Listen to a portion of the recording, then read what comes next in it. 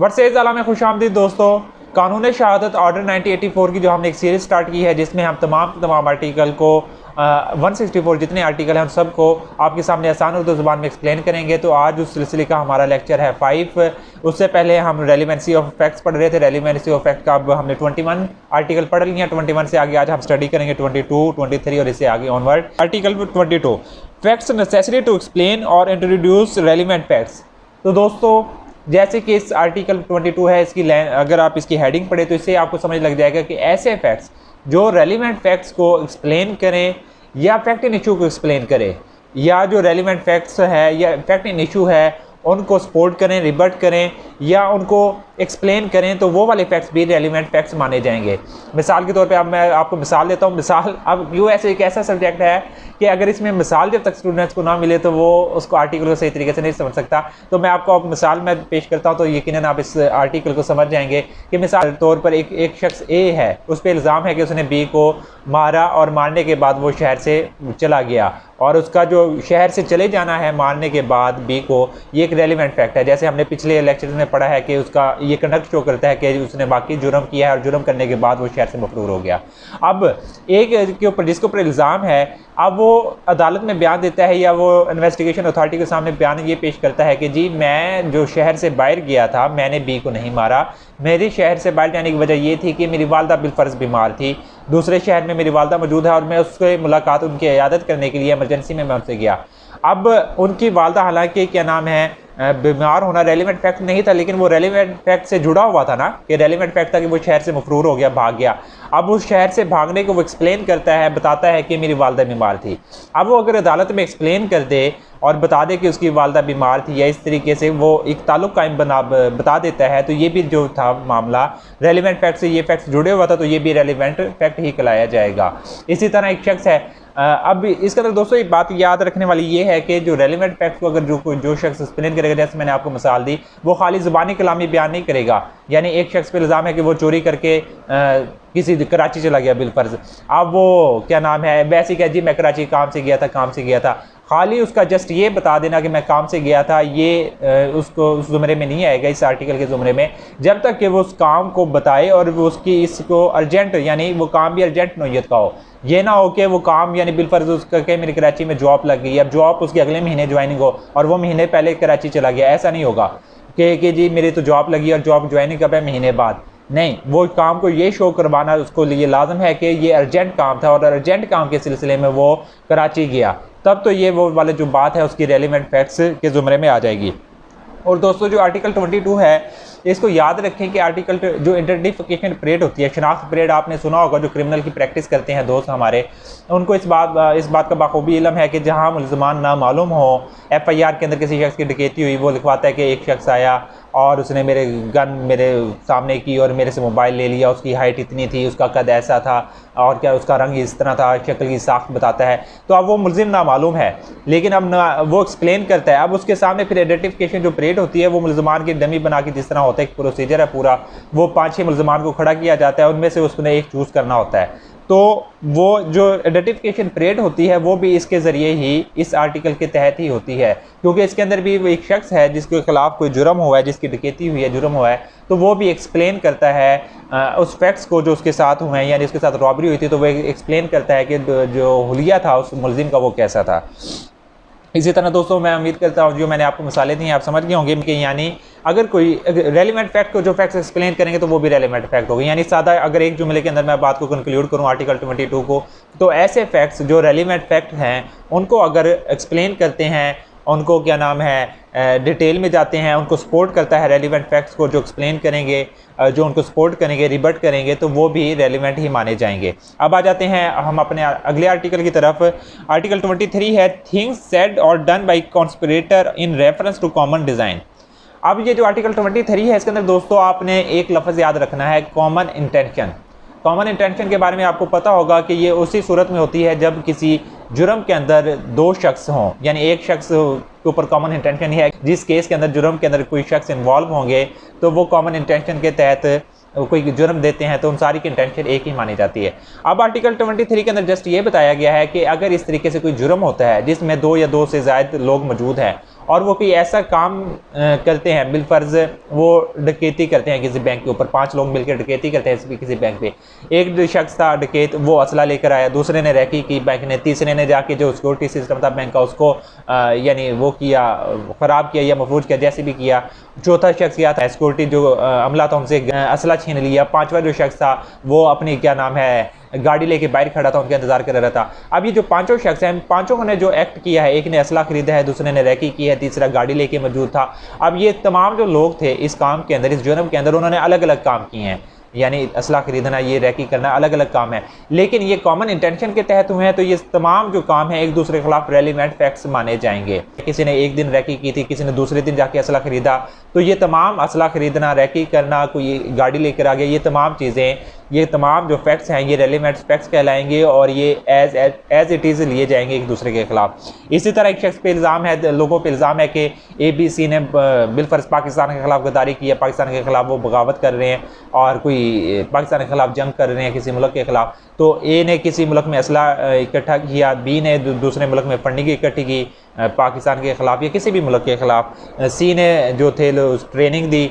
तो ये तो तीनों जो लोग थे इनका आपस में मिलना भी ज़रूरी नहीं है। अब ABC मुख्तलिफ मुल्कों के अंदर मौजूद थे, अब इन्होंने मुख्तलिफ मुल्कों में रहते हुए ये तमाम काम सर अंजाम दिए, पाकिस्तान के ख़िलाफ़ ये काम दिया या किसी भी मुल्क के ख़िलाफ़ उन्होंने ये काम सर अंजाम दिया। तो इन तीनों ने जो काम दिए हैं तो ये भी रेलिवेंट फैक्ट्स माने जाएंगे। इसके अंदर ये ज़रूरी नहीं है कि वो तीनों शख्स एक दूसरे से उनका मिलना, उनका एक जगह इकट्ठा होना ज़रूरी नहीं है। यही बात आर्टिकल 23 के अंदर बताई गई है कि things said or done by conspirator in reference to common design.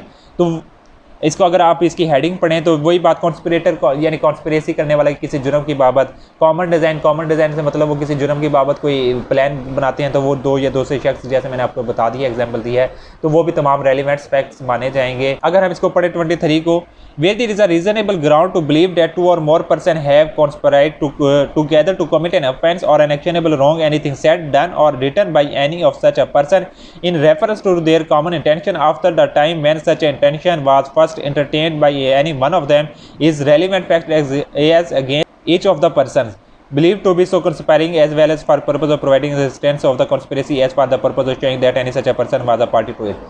यानी ABC, जैसे मैंने आपको मिसाल दी कि वो डकैती करने जा रहे थे। अब A ने असला इकट्ठा कर लिया, B ने रैकी कर ली और C ने असले का अरेंज कर लिया, D अपनी गाड़ी लेके खड़ा हो गया।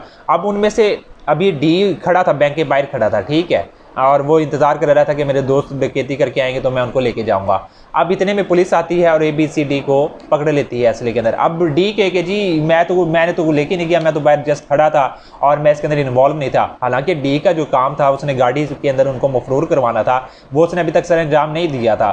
तो लेकिन जब वो एक शख्स ने कोई अमल सर अंजाम दे दी है तो वो सब यही माना जाएगा कि वो तमाम लोगों ने वो काम सर अंजाम दिया है। उसके अंदर ये नहीं है कि A ने अभी असला इकट्ठा किया था, असला इकट्ठा करने के दौरान ही पुलिस ने इसको गिरफ्तार कर लिया और पुलिस इस तफ्तीश करती है, वो बताता है कि मैंने बैंक डकैती करनी थी हमने लोगों ने मिलकर। अब B जिसने रैकी करनी थी बैंक की, अब उसने अभी रैकी नहीं की थी, अब वो पुलिस को कहे जी मैंने तो रैकी की नहीं, मैंने तो जुर्म किया नहीं। अभी पहला शख्स ही अगर पकड़ा गया है तो उसको पहले शख्स का ये जो अमल है, असला जो यानी जो पकड़ा गया है उसके पास से, वो तमाम लोगों का उसके अकाउंटेबल ठहराए जाएंगे और वो माने जाएंगे कि उन सब ने भी ये काम किया है। तो ये रेलिवेंट फैक्ट्स इस तरीके से इसके अंदर 23 के अंदर एक्सप्लेन किया गया है। उम्मीद है कि आप इसको समझ गए होंगे। मजीद अगर किसी की कंफ्यूजन है तो आप सवाल रखते हैं कमेंट सेक्शन में। अब आ जाएँ आर्टिकल 24 की तरफ। When facts not otherwise relevant become relevants. अगर आप इसकी हेडिंग पढ़ें, अच्छा जो भी लॉ है, अगर हम उस बेयर एक्ट्स की अगर जो हेडिंग है सेक्शंस की, आर्टिकल की, अगर हम उसको ही और से पढ़ लें, तवज्जो से पढ़ लें, तो हमें समझ लग जाएगी कि उस आर्टिकल के अंदर बात क्या की जा रही है। जैसे आर्टिकल 24 है, when facts are not otherwise relevant become relevant, यानी कोई ऐसा फैक्ट्स जो कि रेलिवेंट तो नहीं था लेकिन अगर वो रेलिवेंट बन जाए तो वो भी रेलिवेंट फैक्ट कहलाएगा। बिलफर्ज A और B, A के ऊपर इल्ज़ाम है उसने B को मारा, ठीक है। अब A अदालत में कहता है कि जी मैं फ़लाँ दिन तो कराची था। अब उसका कराची होना इससे इस तरीके से रेलिवेंट तो नहीं था, लेकिन वो रेलिवेंट क्यों बन गया? क्योंकि उसने कहा कि फ़लाँ दिन तो मैं कराची था और ये जो पर्चा रजिस्टर हुआ ये मुल्तान में हुआ है। तो ये मुमकिन नहीं है उस शख्स के लिए, A के लिए, कि वो एक ही दिन में कराची भी हो और मुल्तान भी हो। तो ये उसका कराची होना क्या हो जाएगा? रेलिवेंट फैक्ट हो जाएगा। इसी तरह एक और मिसाल लें कि A के ऊपर इल्ज़ाम है कि उसने B को धमकी अमेज़ ख़त लिखे, धमकी अमेज़ ख़त लिखे। अब ए अदालत में बयान देता है कि जी मैं लिखना पढ़ना नहीं जानता और मैं तो फेल हो गया था, मैं दूसरी क्लास में थे, मैं जानता ही कोई नहीं लिखना पढ़ना। अब उसका लिखना पढ़ना इस केस से, अब इसका ताल्लुक किस तरीके से, ये फैक्ट्स है, लिखना पढ़ना वो पढ़ा लिखा या नहीं है, ये एक फैक्ट था जो कि उस केस से बज़ाहिर तो उसका डायरेक्ट ताल्लुक नहीं था, लेकिन अब रेलिवेंट किस तरीके से हो गया, क्योंकि जो रेलिवेंट फैक्ट था कि उसने धमकियां में इस खत लिखा बी को, तो अब उसका ए का पढ़ा लिखा होना रेलिवेंट फैक्ट बन गया। अब अगर अदालत में वो साबित कर देते मैं पढ़ा लिखा ही नहीं हूँ, तो उसका ये वाली बात से ज़ाहिर बात है केस ही नल एंड वाइड हो जाएगा और वो खत्म हो जाएगा। यही बात इसके अंदर बताई गई है। अगर आप इसकी वर्डिंग को पढ़ें कि if they are inconsistent with any fact in issue और relevant fact, if by themselves or in connection with other facts they make the existence or non-existence of any fact in issue or relevant fact highly probable और improbable, यानी वो probable मुमकिना और गैर मुमकिना ये लफ्ज़ है। यानी जैसे मैंने आपको अभी मिसाल दी थी कि एक शख्स या तो लाहौर में, अगर मुल्तान उसने कोई जुर्म किया है, उसके ऊपर इल्ज़ाम है कि उसने मुल्तान में कोई जुर्म किया है, तो या तो वो मुल्तान में मौजूद हो सकता है या वो कराची के अंदर। तो जैसे मैंने आपको मिसाल दी थी कि वो शख्स कहता है मैं तो कराची में मौजूद था और मैं तो उधर मौजूद ही नहीं था, तो ये हाईली इम्प्रोबेबल है, यानी गैर मुमकिन सी बात है कि एक शख्स बैक वक्त दो जगह मौजूद नहीं हो सकता। तो यही बात आर्टिकल 24 के अंदर बताई गई है कि कोई ऐसा फैक्ट्स जिससे जाहिर होता है कि कोई इससे गैर मुमकिन बात शो हो जाती है, जैसे एक शख्स को जैसे मैंने आपको मिसाल दी कि लिखना पढ़ना नहीं जानता, तो वो अगर वो लिखना पढ़ना नहीं जानता तो वो ख़त कैसे तहरीर कर सकता है खुद अपने हाथ से, तो ये हाईली इम्प्रोबेबल बात आ जाएगी, गैर मुमकिन बात है कि इसको तस्लीम नहीं किया जा सकता, तो ऐसी बात भी रेलिवेंट फैक्ट बन जाएगी। और दोस्तों आर्टिकल 24 के अंदर एक बात को और समझ लें कि आर्टिकल 24 जो है ये प्ली ऑफ एलिबाई, अगर आपने इसको सुना हो इसके बारे में कानून के अंदर, जो दोस्त प्रैक्टिस करते हैं शायद उनको तो मालूम होगा।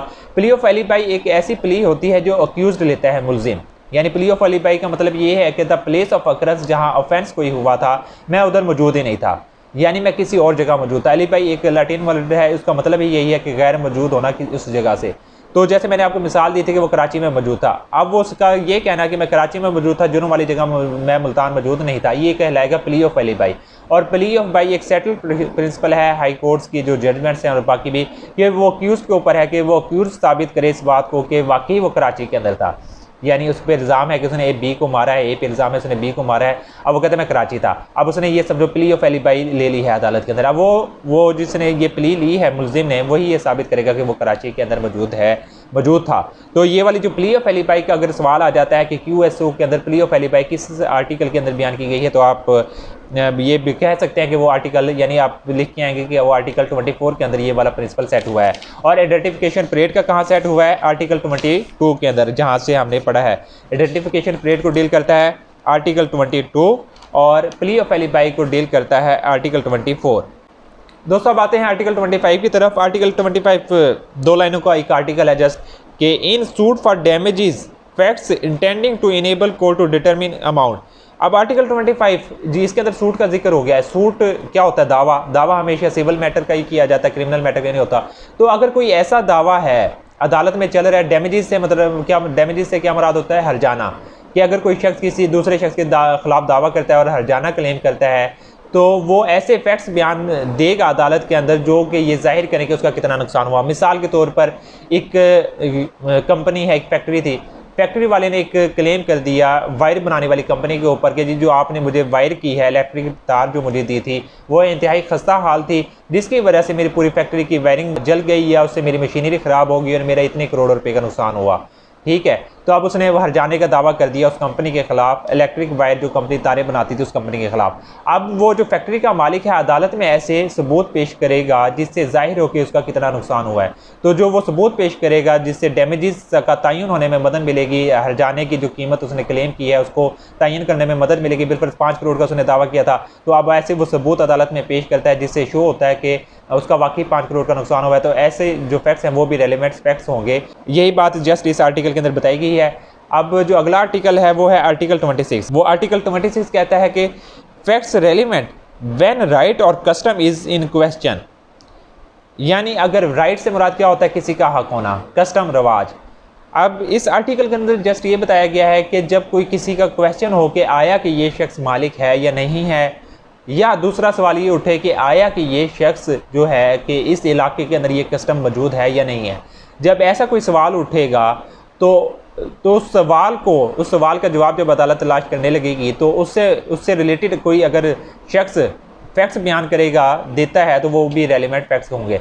बिलफर्ज एक शख्स कहता है कि जी ये प्रॉपर्टी का मालिक मैं हूँ, ज़ाहिर बात अदालत पूछेगी कि जी अगर आप मालिक हैं, आपका राइट है इस प्रॉपर्टी का, तो अपनी कोई चीज़ हमें दिखाएं, कोई फैक्ट्स पेश करें।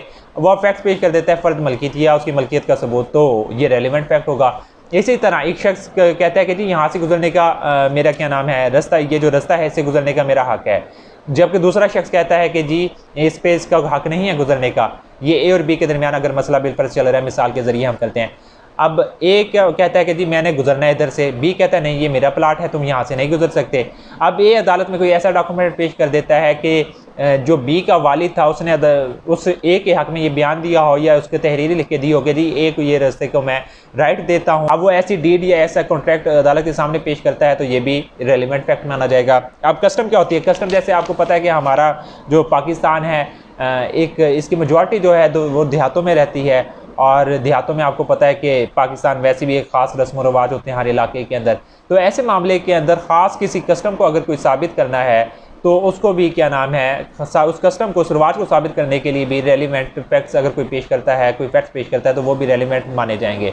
मिसाल के तौर पे कोई कस्टम लगा लें आप पाकिस्तान में, या किसी जिस तरह पुराने वक्तों में होता था पार्टीशन के वक्त या पार्टीशन पहले कि कुएँ होते थे।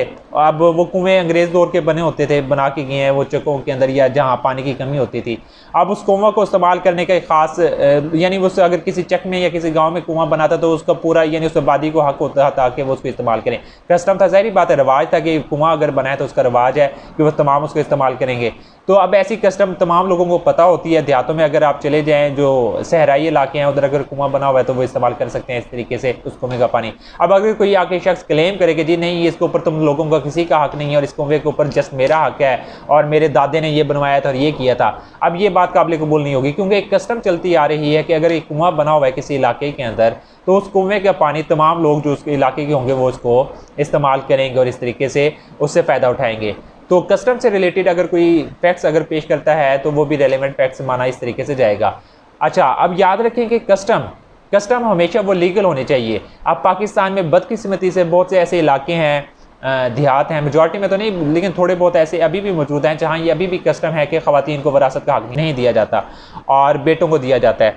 अब वहाँ का कोई शख्स या भाई या वालिद ये कहती है हमारा तो रिवाज है इलाके का और हमारी तो ये कस्टम चलती आ रही है और ये पूरे इलाके से गवाही ले लें, वो इस बात को तस्लीम करेंगे कि हमारे यहाँ बेटियों को, बहनों को नहीं हक़ दिया जाता। अब ये कानून सेटल कर दिया गया है कि एक इसके अंदर जजमेंट मौजूद है PLD 1990 supreme court 1, PLD 1990 SC 1।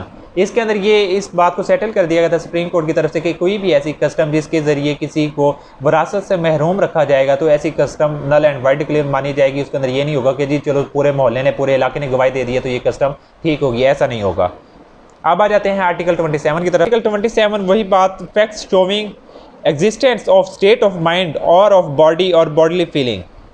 किसी शख्स का स्टेट ऑफ माइंड यानी किसी शख्स की कोई अगर कोई काम होता है उस वक्त उसकी ज़हनी हालत कैसी थी, उसकी फीलिंग कैसी थी। अगर इसे हम आर्टिकल को पढ़ें तो facts showing the existence of any state of mind such as intention, knowledge, good faith, negligence, rashness, ill will और good will towards any particular person और showing the existence of any state of body और bodily feeling are relevant.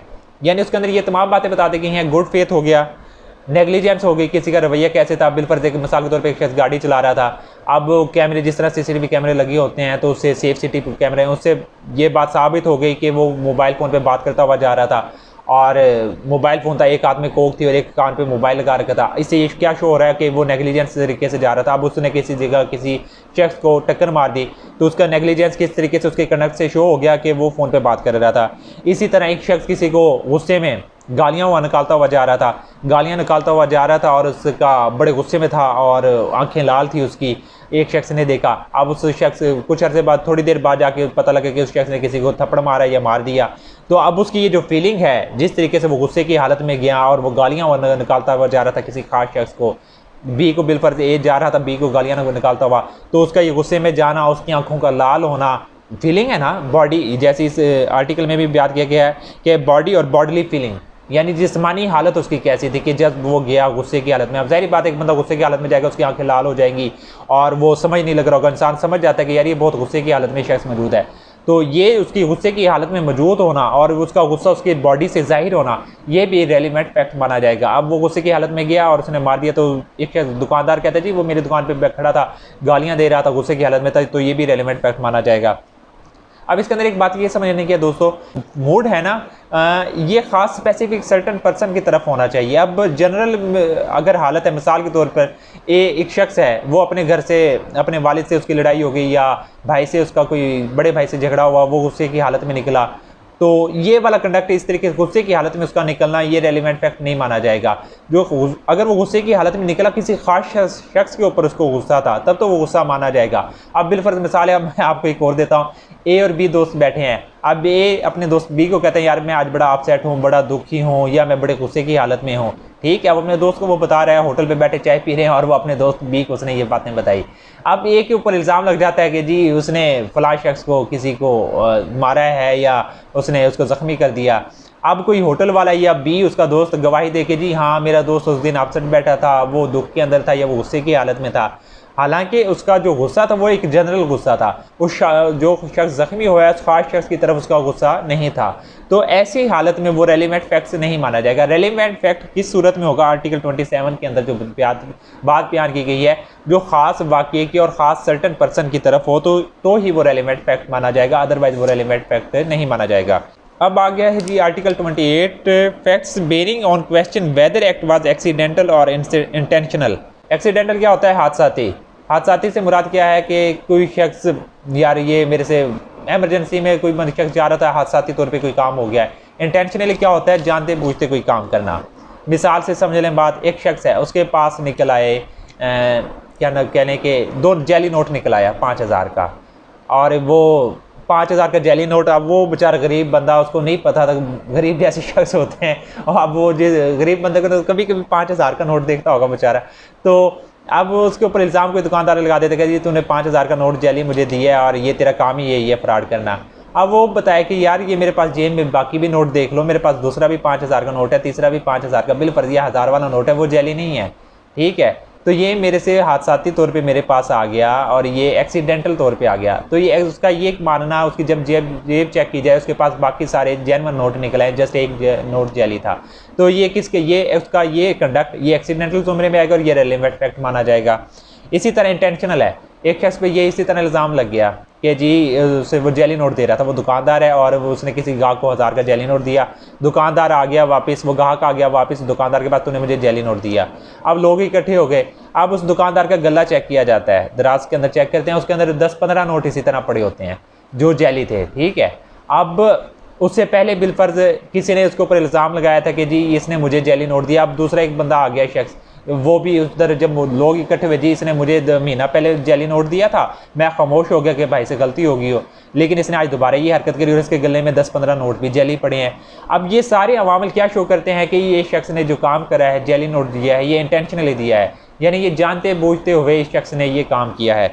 यही बात इस article 28 के अंदर बयान की गई है कि कोई ऐसा फैक्ट्स जो किसी जो शो करे या तो किसी शख्स ने ये हादसाती तौर पे काम किया है या इसने जानते बूझते हुए काम करा है, कोई ऐसा फैक्ट्स जो शो करे कि किसी ने ये काम हादसाती तौर पे किया है आया या इसने जानते बूझते हुए किया है, तो वो फैक्ट्स भी रेलिवेंट फैक्ट माना जाएगा। अभी एक और मिसाल समझ ले जो इसके अंदर भी दे रखी है, a accused of burning down his house in order to obtain money for which it is insured.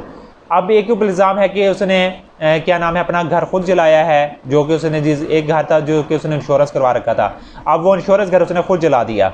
अब इसके ऊपर एक ऊपर इल्ज़ाम है, इंश्योरेंस कंपनी इल्ज़ाम लगा देती है कि जी इसने खुद जलाया, इस वजह से इसे पैसे नहीं देने चाहिए। अब अदालत के अंदर ये बात साबित हो जाती है कि एक 2-3 और भी घर थे जो कि उसने जिस घर की इंश्योरेंस करवा रखी थी, अब इसका पहले भी महीना पहले भी एक घर इसी तरह जला था तो उसको भी इंश्योरेंस के पैसे भी इससे मिल गए थे। इसी तरह इसका 6 महीने पहले भी एक घर जला था, वो भी इसने इंश्योरेंस करवा रखा था तो वो भी इसको इंश्योरेंस के पैसे मिल गए। इसी तरह ये इसका अब ये दोबारा घर जल गया है, अब इसी का घर क्यों जलता है? अदालत में सवाल उठता है कि इसी का घर हमेशा क्यों जलता है? तो इसी तरह इसके 3-4 घर जल चुके हैं और इसी तरह हर दफ़ा इसे इंश्योरेंस के पैसे मिल गए हैं। तो ये वाला जो घर जला है ये भी इसने जानते बूझते इसने अपने घर को आग लगाई है ताकि इसको इंश्योरेंस की रकम मिल सके। अब इसके पिछले वो घरों का जलना और वो सारी चीज़ें रेलिवेंट फैक्ट्स मानी जाएंगी और जिससे ये शो होता है कि ये इसने काम एक्सीडेंटल आग नहीं लगी, ये इसने जानते बूझते ही इसने घर में आग लगाई है। इन जो फैक्ट्स जो अगर पिछला इसका जिस तरह सबका है रिकॉर्ड देखा जाए तो ये इसने इंटेंशनली ये काम किया और अपने घर को आग लगाई है, तो ये भी रेलिवेंट फैक्ट्स माना जाएगा। आर्टिकल 27 के अंदर थोड़ी सी एक बात रह गई थी, मैं उसको जल्दी से एक्सप्लेन करूँ तो फिर हम अपने नेक्स्ट उस पे आर्टिकल पे चलते हैं। आर्टिकल 27 के अंदर जो एक्सप्लेनेशन है, a fact relevant as showing the existence of relevant state of mind must show that the state of mind exist not generally but in reference to the particular matter in question. वही जो मैंने बात बताई थी कि जो state of mind है वो पार्टिकुलर पर्सन के तरफ होनी चाहिए, ये नहीं कि वो जैसे वो घर से अपने घर से अब्बू से लड़ाई करके निकला तो वो गुस्से की हालत में ये अपसेट था या उसका मूड ऑफ था, ऐसा नहीं। तो वो ख़ास पर्सन की तरफ उसके स्टेट ऑफ माइंड जब होगी, यानी उसने ख़ास शख्स की तरफ गुस्से का इजहार किया तो वो रेलिवेंट होगा। ये नहीं कि वो आज मैं एक शख्स के मैं गुस्से की हालत में हूँ, यार मुझे गुस्सा है, ऐसे नहीं। ख़ास शख्स की तरफ गुस्सा जब शो होगा तो वो रेलिवेंट फैक्ट माना जाएगा। इसी तरह अब इसके अंदर दूसरी बात ये बयान की है एक्सप्लेनेशन के अंदर 27 का जो आर्टिकल 27 उसकी एक्सप्लेनेशन जो 2 है, where upon the trial of a person accused of an offence the previous commission by the accused of an offence is relevant within the meaning of this article. यानी अगर जो दोस्त practice करते हैं उनको ये बात बाखूबी इल्म है कि जब हम दरख्वास्त ज़मानत लिखते हैं, चाहे पोस्ट अरेस्ट है चाहे प्री अरेस्ट है, तो उसके अंदर हम एक लफ्ज़ लिखते हैं कि जी जो ये मेरा साइल है ये अदम रिकॉर्ड याफ्ता है, अदम सज़ा याफ्ता है। यानी ये जो मेरा अक्यूज्ड पर्सन है इसने पहले कोई ऐसा जुर्म नहीं किया, अदम रिकॉर्ड याफ्ता है, ना ही अदम सज़ा याफ्ता है, यानी इससे कोई सज़ा भी नहीं हुई। तो वो वाली बात इसके अंदर ये बयान की गई है आर्टिकल 27 के अंदर कि अगर कोई शख्स जिसको पहले भी सज़ा हो चुकी है, एक शख्स है उसने चोरी करके उसने 3 साल सज़ा अब काट के वो वापस आ गया, अब दोबारा जेल से वापस आते ही 6 महीने बाद उसने दोबारा चोरी करी और दोबारा उसके ऊपर मुकदमा चला। अब अदालत के अंदर जो उससे पिछले वो 3 साल की जो सज़ा काट के आया था, ठीक है, तो उस परवीस जो सज़ा है, पनिशमेंट है, उसको बतौर रेलिवेंट फैक्ट्स अदालत में पेश किया जा सकता है कि जी इसका तो काम ही यही है। और दोस्तों बात याद रखें, CRPC के अंदर ये असूल तय किया कि बाज़ जराइम ऐसे हैं कि अगर एक दफ़ा उसने ये जुर्म किया तो उसको कम सज़ा मिलेगी चोरी के अंदर, लेकिन अगर वो दूसरी दफ़ा सज़ा मिलने के बाद दोबारा वो ये जुर्म करता है तो उसकी सज़ा को बढ़ा दिया जाएगा। तो ये बात आर्टिकल 27 का जो एक्सप्लेनेशन 2 है इसके अंदर भी ये बात बताई गई है कि किसी शख्स का अगर उसे सज़ा हुई थी तो उसका सज़ा को बतौर सज़ा जो उसकी सज़ा हुई थी उसको अदालत में पेश करना, वो सज़ा बतौर रेलिवेंट फैक्ट्स अदालत में पेश की जा सकती है। और इसी वजह से फिर हम अदालत में लिखते हैं कि ये अदम रिकॉर्ड याफ्ता है, अदम सज़ा याफ्ता है, इस वजह से हमारे बंदे को रिलीफ दिया जाए। अगर वो सज़ा याफ्ता है तो फिर अदालत के अंदर जो प्रोसिक्यूशन होगी, जो पुलिस होगी, वो ये बात अदालत में साबित कर देंगे कि ये सज़ा याफ्ता है, इसको ये रिलीफ नहीं मिलना चाहिए। ये बात आर्टिकल 27 की एक्सप्लेनेशन 2 में बताई गई है। आप चलते हैं अगले आर्टिकल की तरफ। इस आर्टिकल 29 के अंदर जस्ट आपने एक बात याद रखनी है, कोर्स ऑफ बिजनेस। यानी कोर्स ऑफ बिजनेस ये होता है किसी शख्स का रोज़मर्रा का मामूलाते ज़िंदगी, किसी शख्स का होना, किसी शख्स का मामूलाते ज़िंदगी होना भी रेलिवेंट फैक्ट माना जाता है। अब बिलफर्ज अदालत में सवाल उठता है कि आया ए अपने दफ्तर में गया था या नहीं गया था, फलां तारीख को वो अपने दफ्तर में गया था या नहीं गया था। अब उस दफ्तर का मामूल है, कोर्स ऑफ बिजनेस है कि उधर कोई भी मुलाजिम दाखिल होता है तो वो अपनी अटेंडेंस लगाता है, साइन करता है। अब उसका रजिस्टर चेक किया जाता है, अब वो उसने ए ने के साइन और अंगूठे, साइन उधर मौजूद था, नाम भी लिखा हुआ था। अब अदालत के अंदर ये बात प्रूफ साबित हो जाएगी, रेलिवेंट फैक्ट माना जाएगा कि जी देखें कोर्स ऑफ बिजनेस है, उस दफ्तर का मामूल है, उस दफ्तर का कोई भी शख्स इंटर होगा तो वो अपना नाम लिखेगा, तो उसने इस शख्स का नाम उधर मौजूद है ए का, तो इसका मतलब है वो उधर गया था, तो ये रेलिवेंट फैक्ट होगा और कोर्स ऑफ बिजनेस को रेलिवेंट फैक्ट माना जाएगा। अब दूसरी मिसाल समझें। दूसरी मिसाल से इस तरीके से है कि एक सवाल उठता है कि ए ने बी को लीगल नोटिस भेजा था कार्रवाई करने से पहले या नहीं भेजा था। अब ए कहता है कि जी मैंने लीगल नोटिस भेजा था बी को इसके ख़िलाफ़ लीगल कार्रवाई करने से पहले, दावा करने से पहले। अब ए इसके बारे में फैक्ट क्या देता है कि जी मैंने TCS करवाया था या मैंने रजिस्ट्री करवाई थी। अब TCS या रजिस्ट्री वालों का मामूल है, कोर्स ऑफ बिजनेस है कि जब वो किसी ख़ास पते पे जब कोई लेटर या उनकी डिलीवरी नहीं होती तो वो शख्स को वापस वो चीज़ भेज देते हैं और लिखा होता है कि जी आपने ये लेटर या ये डाक भेजी थी, ये फ़लाँ पते पे वो शख्स मौजूद नहीं था तो ये हम नहीं भेज सके, तो ये आपकी चीज़ वापस आ गई। तो अब एक कहता है अदालत के अंदर कि जी मैंने तो वो लेटर लीगल नोटिस से इसे भेज दिया था और मुझे वो लेटर वापस मुझे रिसीव भी नहीं हुआ। तो अदालत तो बात कहेगी अच्छा आपको फिर वापस आपके पास नहीं आया, एक को अदालत पूछती है जी मेरे पास वापस नहीं आया, इसका मतलब है TCS जो मैंने करवाया था या जो मैंने रजिस्ट्री करवाई थी वो बी तक पहुंच गई। कोई भी मैटर अगर अदालत में चलता है किसी कंपनी से रिलेटेड, किसी इंडिविजुअल से रिलेटेड, किसी सरकारी दफतर से रिलेटेड, तो उसका कोर्स ऑफ बिजनेस देखा जाएगा, तो उनका कोर्स ऑफ बिजनेस भी रेलिवेंट फैक्ट माना जाएगा। तो दोस्तों ये आर्टिकल 29 था रेलिवेंस ऑफ फैक्ट का, जिसको आज हमने स्टडी कर लिया है। और ये आज जो हमने आर्टिकल पढ़े हैं आर्टिकल 22 से लेकर 29 तक, अगर आपको किसी किस्म का भी कोई कन्फ्यूजन है तो आप मुझे से कमेंट सेक्शन में लाजमी पूछ सकते हैं, मैं कोशिश करूँगा एक्सप्लेन करूँ। और काइंडली मेरे इस चैनल को लाइक एंड सब्सक्राइब ज़रूर करें ताकि मैं जो अगला लेक्चर अपलोड करूँगा इंशाल्लाह इसके अंदर ये सिर्फ QSO ही नहीं, हम CRPC, PPC, contract act, specific relief act, जितने भी ये बेर एक्ट हैं इंशाल्लाह मैं ये मेरा एक ज़िंदगी का मकसद बन गया। मैं तमाम के तमाम जितने भी हैं बेर एक्ट इंशाल्लाह इन तमाम की तमाम एक एक चीज़ को आपके सामने आर्टिकल्स को, इनके सेक्शन को आसान उर्दू ज़ुबान में मैं पेश करूँगा और वो लेक्चर्स में अपलोड करूँगा इंशाल्लाह। QSO को मैं इसी महीने 15 दिन 20 दिन के अंदर मैं कंप्लीट कर लूँगा। काइंडली मेरे चैनल को लाइक एंड सब्सक्राइब ज़रूर करें ताकि आपको नोटिफिकेशन मिलता रहे। अगली वीडियो तक के लिए मुझे दीजिएगा इजाज़त। अल्लाह हाफिज़, शुक्रिया।